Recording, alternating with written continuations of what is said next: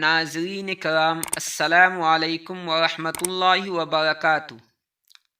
بسم اللہ الرحمن الرحیم۔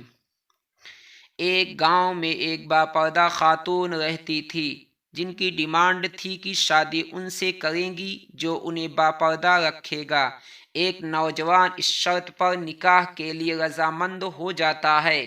دونوں کی شادی ہو جاتی ہے، وقت گزرتا رہتا ہے، یہاں تک کہ ایک بیٹا ہو جاتا ہے۔ ایک دن شوہر کہتا ہے کہ میں سارا دن کھیتوں میں کام کرتا ہوں، کھانے کے لیے مجھے گھر آنا پڑتا ہے جس سے وقت کا ضائع ہوتا ہے، تم مجھے کھانا کھیتوں میں پہنچا دیا کرو۔ بیوی راضی ہو جاتی ہے۔ وقت گزرتے گزرتے ایک اور بیٹا ہو جاتا ہے جس پر شوہر کہتا ہے کہ اب گزارا مشکل ہے، تمہیں میرے ساتھ کھیتوں میں ہاتھ بٹانا پڑے گا۔ یوں وہ باپردگی سے نیم پردے تک پہنچ جاتی ہے، اور تیسرے بیٹے کی پیدائش پر اس کا شوہر مکمل بے پردگی تک لے آتا ہے۔ وقت گزرتا رہتا ہے، یہاں تک کہ اولاد جوان ہو جاتی ہے۔ ایک دن یوں نہیں بیٹھے بیٹھے شوہر ہنسنے لگتا ہے۔ بیوی سبب پوچھتی ہے تو کہتا ہے کہ بڑا تو پردہ کرتی تھی، آخرکار تیرا پردہ ختم ہو گیا، کیا فرق پڑا پردے اور بے پردگی کا، زندگی تو اب بھی ویسے ہی گزر رہی ہے۔ وہ بولتی ہے کہ تم ساتھ والے کمرے میں چھپ جاؤ، میں تمہیں پردے اور بے پردگی کا فرق سمجھاتی ہوں۔ شوہر کمرے میں چھپ جاتا ہے، عورت اپنے بال بکھیرے رونا پیٹنا شروع کر دیتی ہے۔ پہلے بڑا بیٹا آتا ہے، رونے کا سبب پوچھتا ہے، کہتی ہے تیرے باپ نے مجھے مارا ہے۔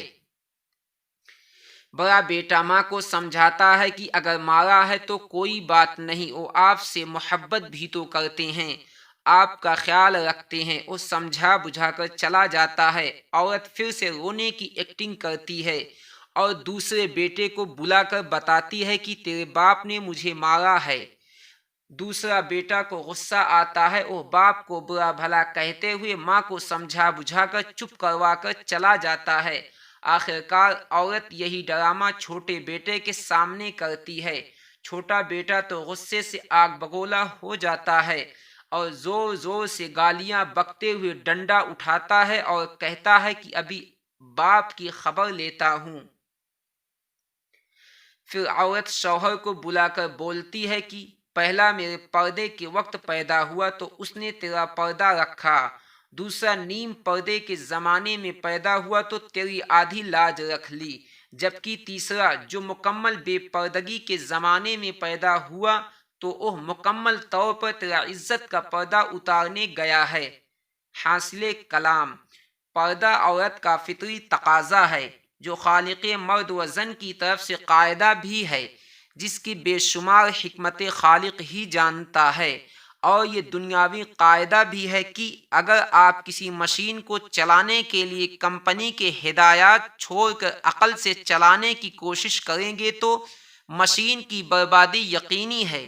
یہی وجہ ہے کہ جو لوگ مغربی دنیا یا تجربہ عورت کی آزادی کر چکے ہیں، ان سے پوچھو کہ آج وہاں ریپ کا تناسب کیا ہے، ان کے معاشرے میں ماں بہن بیوی بیٹی کو کیا مقام حاصل ہے، اور پھر وہاں کی اولادیں اپنے والدین کے ساتھ کیا حسن سلوک کرتے ہیں، یہ بھی کسی سے پوشیدہ نہیں۔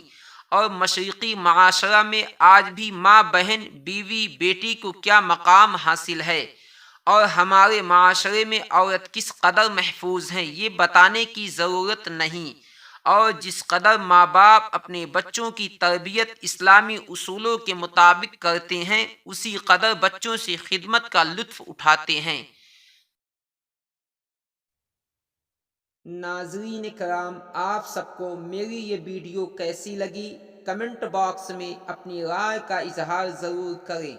ناظرین مجھے اجازت دیجیے، ملتے ہیں ایک نئے ویڈیو کے ساتھ۔ السلام علیکم ورحمۃ اللہ وبرکاتہ۔